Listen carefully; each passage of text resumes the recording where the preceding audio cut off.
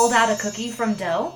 Because if you have, then you already know about slabs. A slab is just a thick, flat slice. Let's join Brenda and we'll look at slabs. Today we will roll a slab to make a figure in clay. We will learn to cut and we will learn to join. How do we get ready? It is helpful to cover the table surface with a piece of canvas. The canvas creates a surface that the clay will not stick to. Attach the canvas to the table with masking tape. There are 7 projects in this book, so mark the clay into 8 pieces. The clay starts to dry when it meets the air, so don't unwrap it until you are ready to use it. What tools do we need? We want some tools that come to a point for scoring. We want a plastic knife for cutting, and we want a roller like your parents used for baking. 2 wooden slats are used to measure the height of your slab. I like to gather stir sticks at the paint department. We can add sticks to get the thickness that we want. The thickness of our slats will determine the thickness of the clay slab. We always need to make 2 slats of the same thickness.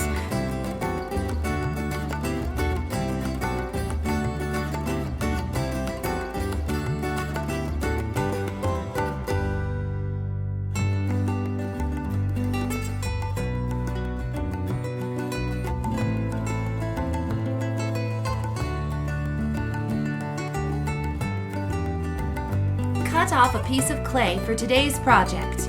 We use a piece of wire or string to cut through the clay. The clay cutting tool is handy if you have one.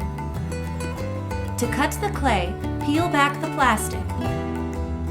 Wrap the wire or string around the clay at the first mark.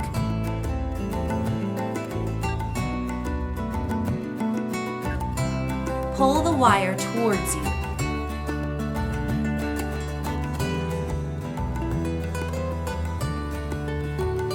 Sit the clay piece on the tabletop. Make a second cut through the clay by pressing the wire downward toward the tabletop. Immediately wrap the unused clay back into the plastic and secure with a twist tie. Squeeze the air out of the bag before closing.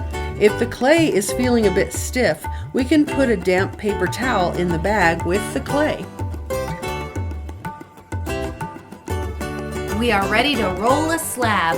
Yes, place slats of wood on both sides of the clay. Gently roll the surface of the clay until it is the same height as the slats. You'll notice that the roller is resting on the slats and is no longer in contact with the clay.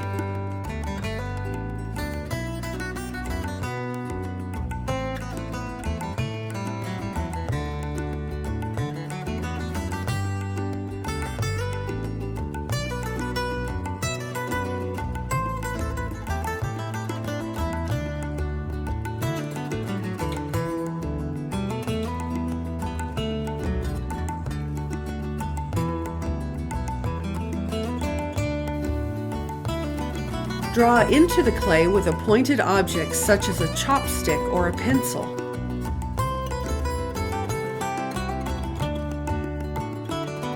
Cut the clay with a plastic knife.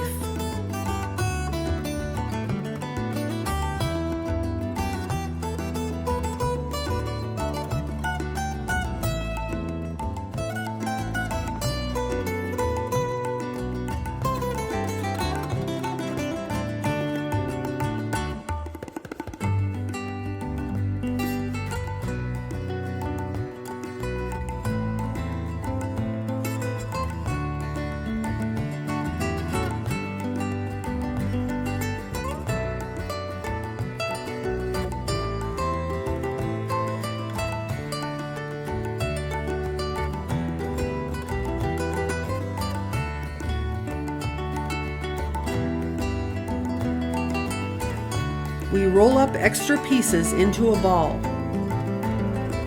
Then we use the slats to roll a slab to the same thickness as the first slab.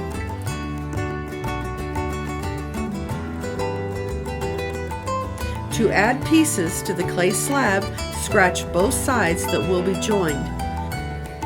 These scratches are called scoring the clay. Once both sides are scored, press the scored sides together. Use a firm pressure. Why do we make scratches into both sides of the pieces we're joining? I'll show you. Joining two pieces of smooth clay is like my two hands. They look like they've joined when we press them together, but as the clay dries, the pieces will fall apart. Scoring the clay creates ridges like my fingers. When we press these ridges together, they lock between each other. When the clay dries, these locked pieces will not fall apart. How do we make it look like a person instead of a slab of clay? When the slabs are joined, we're ready for the surface design. Draw lines into the surface of the clay.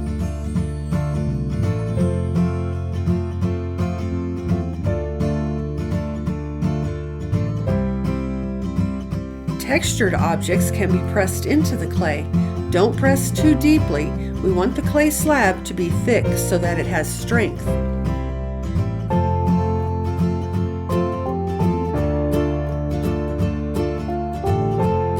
To clean up, make sure soft, unused clay pieces are returned to the plastic bag.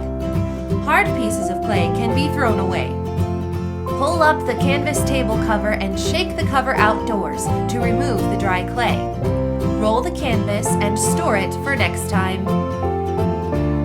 Sit the figure in the open air to dry for at least 24 hours. We can paint on dry clay. The paint absorbs into the surface of the clay.